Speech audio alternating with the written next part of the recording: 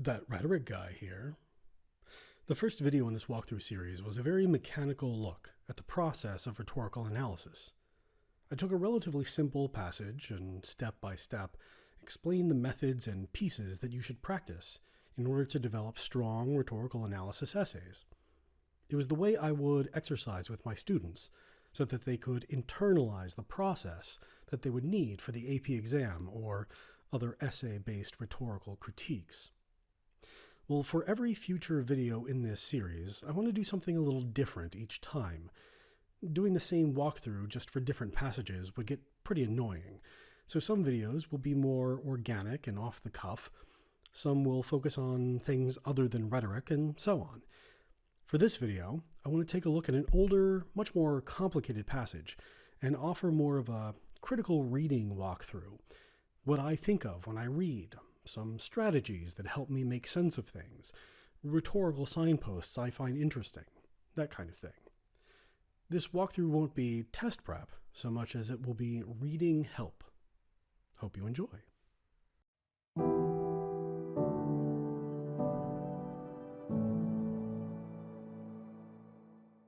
Francis Bacon was an important politician and philosopher in Britain during Shakespeare's time. His work with empiricism, evidence-based knowledge, and inductive reasoning, working with probability rather than certainty, challenged the old ways of science and logic built by Aristotle. The selection below is an excerpt from Bacon's Novum Organum, or his new tool, in contrast to Aristotle's Organon. A free copy of the entire work can be found at constitution.org. This introductory information tells us that we are probably going to be reading a little bit about science, and that because it is an excerpt, we are not going to be reading the entire thing. Let's see where we are dropped off. XLV. In Roman numerals, you want to look for the largest number, subtract on the left, add on the right. So L is 50, X is 10, V is 5, so we're at 45, the 45th paragraph. The human understanding is of its own nature prone to suppose the existence of more order and regularity in the world than it finds. And though there be many things in nature which are singular and unmatched, yet it devises for them parallels and conjugates and relatives which do not exist. Hence the fiction that all celestial bodies move in perfect circles, spirals and dragons being, except in name, utterly rejected. Hence, too, the element of fire with its orb is brought in, to make up the square with the other three which the sense perceives. Hence also the ratio of density of the so-called elements is arbitrarily fixed at 10:1, and so on of other dreams. And these fancies affect not dogmas only, but simple notions also. For this first paragraph, I'd like to point out three different things. The first is the list of examples, the list of details from around the middle of the paragraph to the end. Hence the fiction, hence to the element, hence also, and so on. I've seen students get bogged down in this a number of times, and I can understand why. It's a bunch of examples that we don't really understand anymore because these are very old. What I would suggest students do is get in the habit of learning to identify sections like this and ignoring them, at least on your first read around. Try to get the main idea more than the details. When you get lists like that, chances are, if it's on a test, it's there to bog you down and confuse you. If it's in the real world, it's something that you can always come back to later. The second thing to note is a strategy of making sentences simpler. Take a look at the first sentence and then replace some of the words there with simpler words. The human understanding, our minds, is of its own nature prone to suppose the existence is likely to see more order and regularity in the world, order, than it finds, than we find. The human mind is likely to see more order than we actually find. We're looking for things that aren't actually there. Using this strategy, especially with complicated pieces, can be extremely helpful. The final piece that I will add is connecting words that you don't know, especially if you don't have a dictionary, to other subjects that maybe you do know. For example, I learned more about English grammar taking a German class than I did in any English class. And one of the main words that I learned was to conjugate. To conjugate a verb is to change the verb so it fits different circumstances. So to jump, he jumps, you add an S there, right? So conjugation is about modifying to fit the situation. Maybe that might work here. Yet it devises for them parallels and conjugates and relatives which do not exist. We make up things that aren't actually real. Use these strategies whenever you come up against some difficult passages. 46. The human understanding, when it has once adopted an opinion, either as being the received opinion or as being agreeable to itself, draws all things else to support and agree with it. And though there be a greater number and weight of instances to be found on the other side, yet these it either neglects or despises, or else by some distinction sets aside and rejects, in order that by this great and pernicious predetermination the authority of its former conclusions may remain inviolate. And therefore it was a good answer that was made by one who, when they showed him hanging in a temple a picture of those who had paid their vows as having escaped shipwreck, and would have him say whether he did not now acknowledge the power of the gods. "Aye," asked he again, "but where are they painted that were drowned after their vows?" And such is the way of all superstition, whether in astrology, dreams, omens, divine judgments, or the like, wherein men, having a delight in such vanities, mark the events where they are fulfilled, but where they fail, though this happen much oftener, neglect and pass them by.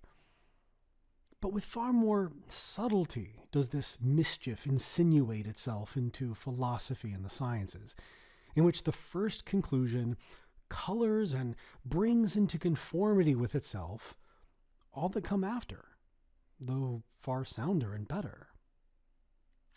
Besides, independently of that delight in vanity which I have described, it is the peculiar and perpetual error of the human intellect to be more moved and excited by affirmatives than by negatives, whereas it ought properly to hold itself indifferently disposed toward both alike.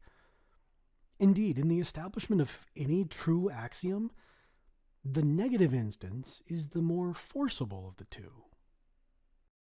All right, so this second paragraph is a little bit more complicated. I have 4 suggestions here.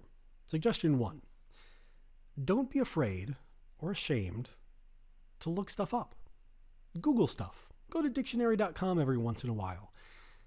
That sentence, great and pernicious predetermination, the authority of its former conclusions may remain inviolate, that's complicated, and it's okay to recognize that. Take a couple of minutes and look stuff up, and take a couple of minutes to think about what you just looked up. This is how we improve our vocabulary, a little bit of time here and there. Suggestion 2. This is an old school skimming technique. Read the first and last sentences of all of the paragraphs that you need to read, for example, on a test or in a textbook. The middle of the paragraphs are going to have all the details and information that slows you down and confuses you. But the first and last sentences tend to have main ideas and transition ideas, the ideas that glue all of the paragraphs together. This will save time and still more or less give you the gist of what the paragraph is talking about. This paragraph is a great example of how that can work. Take a look at the first sentence. The first sentence says that once we come up with an idea, we don't like being wrong, so we draw all things else to agree with us. Then take a look at the last sentence. The last sentence kind of contradicts that and says, actually, that's a bad way of thinking. The negative instance, doubting, being more skeptical, imagining that we could be wrong, That's actually the more truthful and better way to think.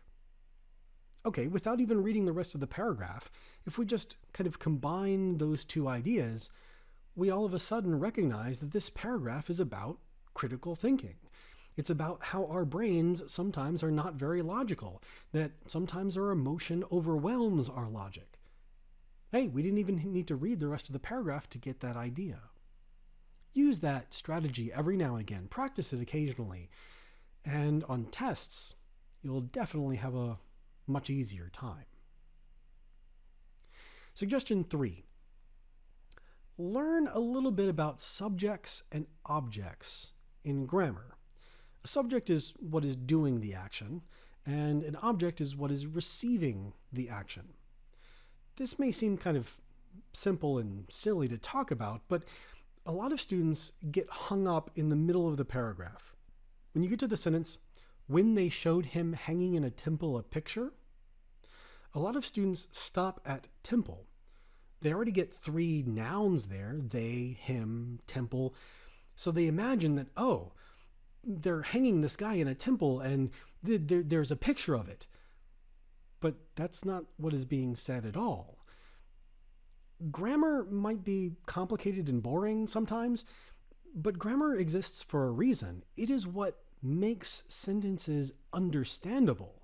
And if you don't really understand how one part works with the next part, you're going to have a really hard time reading. So that little section is a great example of how grammar and subjects and objects can change the entire meaning of a sentence. Finally, suggestion 4, anecdotes in general.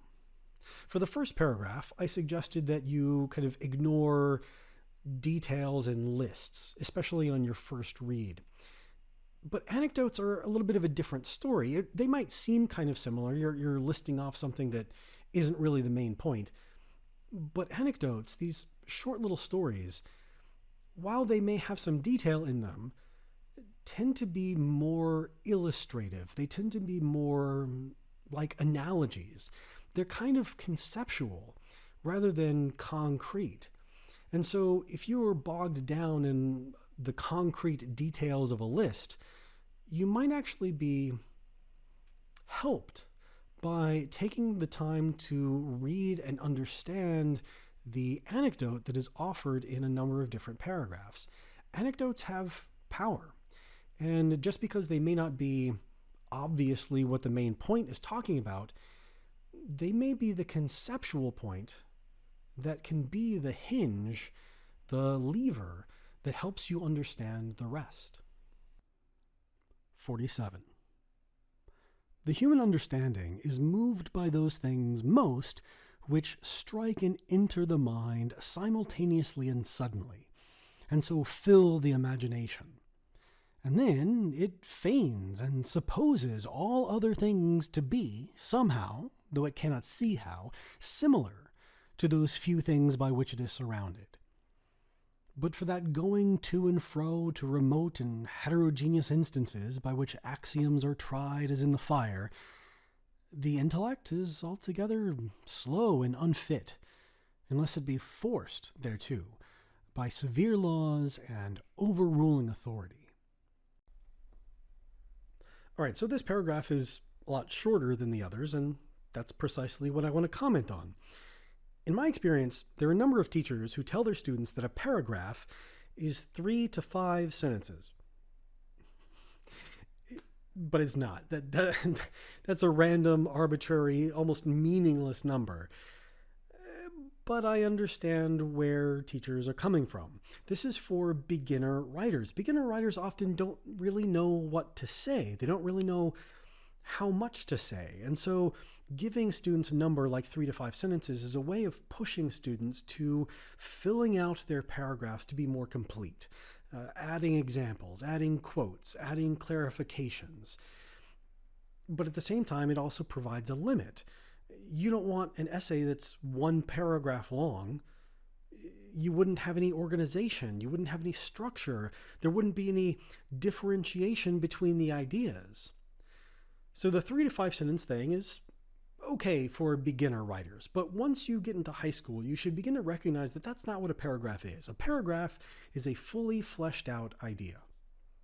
And sometimes that can be done in 1 or 2 sentences. Sometimes that needs 8 or 9 or 20 sentences to really be effective. Think about how your paragraphs work together. Sometimes a really short paragraph can act as a kind of emphasis or clarification to much longer paragraphs that came before it. Offering your audience something short and sweet, kind of like a punchline, with a really short paragraph can be meaningful. And this example, I think, does that really well. 48. The human understanding is unquiet. It cannot stop or rest, and still presses onward, but in vain. Therefore it is that we cannot conceive of any end or limit to the world, but always, as of necessity, it occurs to us that there is something beyond. Neither again can it be conceived how eternity has flowed down to the present day, for that distinction which is commonly received of infinity in time past and in time to come can by no means hold.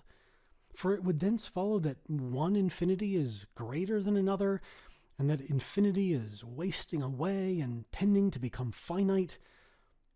The like subtlety arises touching the infinite divisibility of lines, from the same inability of thought to stop.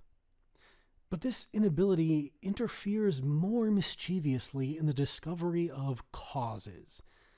For although the most general principles in nature ought to be held merely positive, as they are discovered, and cannot with truth be referred to a cause, nevertheless the human understanding, being unable to rest, still seeks something prior in the order of nature.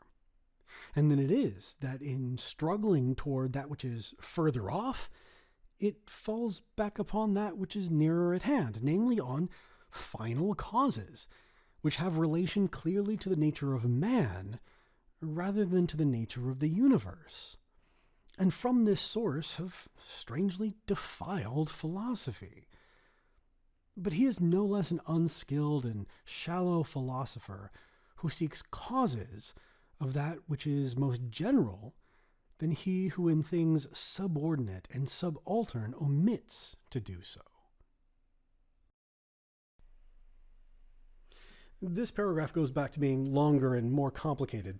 So instead of just offering some reading suggestions here, I actually wanted to talk about the concept at play within this paragraph, because I think it's an important one for readers and writers especially, because it gets at the combative nature of logic and emotion in our brains. It has to do with our unwillingness to say that we don't know something. That makes us uncomfortable, and that's kind of a problem that it makes us uncomfortable to say that we don't know something, because that falls into the realm of logical mistakes, logical fallacies, like arguments from ignorance, recognizing that you don't know something and then claiming that you know it. It sounds kind of ridiculous, but honestly, we do this all the time.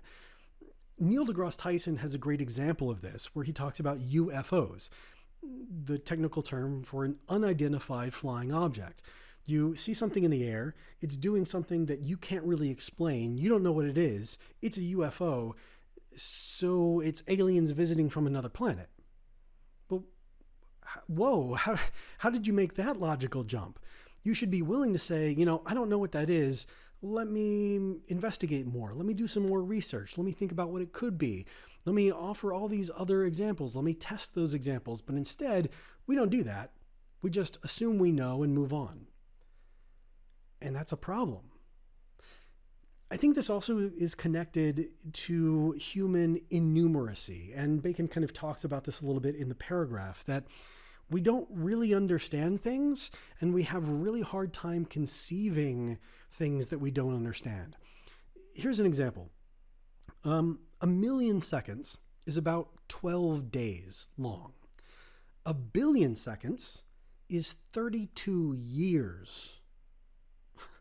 1,000,000,000,000 seconds is 32,000 years. We have no concept of those kinds of extremes, and because of that, we are really uncomfortable recognizing and admitting to not understanding those things. It's a part of human pride, and it's something that we should kind of keep in check, especially if we want to become better thinkers. Recognize that you don't know things. Recognize that you don't necessarily know the causes of things. Recognize that we don't have all the answers.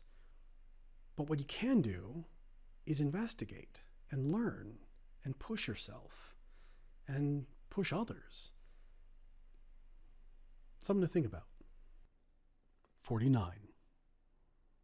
The human understanding is no dry light, but receives an infusion from the will and affections, whence proceed sciences which may be called sciences as one would. For what a man had rather were true, he more readily believes. Therefore he rejects difficult things from impatience of research, sober things because they narrow hope, the deeper things of nature from superstition, the light of experience from arrogance and pride, lest his mind should seem to be occupied with things mean and transitory, things not commonly believed, out of deference to the opinion of the vulgar. Numberless, in short, are the ways, and sometimes imperceptible, in which the affections color and infect the understanding. And this is the final paragraph of our selection today. Here I have 3 things to comment on. One is about length. Very similar to when I was talking about paragraph length, here I want to talk about sentence length. Here we have a sentence that is, "For what a man had rather were true, he more readily believes." When compared to all the rest of the sentences that we've read so far, that's dramatically shorter. And it's worth noting when authors do this. There could be a tonal change. There could be emphasis that they want to put on this particular sentence. In this case, I think it's condensing information. This is essentially his main point, but just done in a much more memorable, easy to understand way. Take note of when authors do this. It can dramatically improve your reading comprehension. 2, recognize that words don't really have meanings in the traditional sense.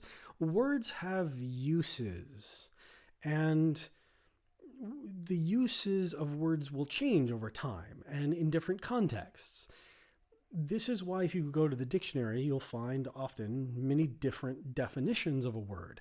And sometimes next to it, you'll find archaic, meaning the word was used in this way a couple hundred years ago, but isn't used that way now. Here we have 2 words that are more archaic. One is vulgar, which doesn't mean dirty. In this case, it means common, out of deference to the opinion of the common person.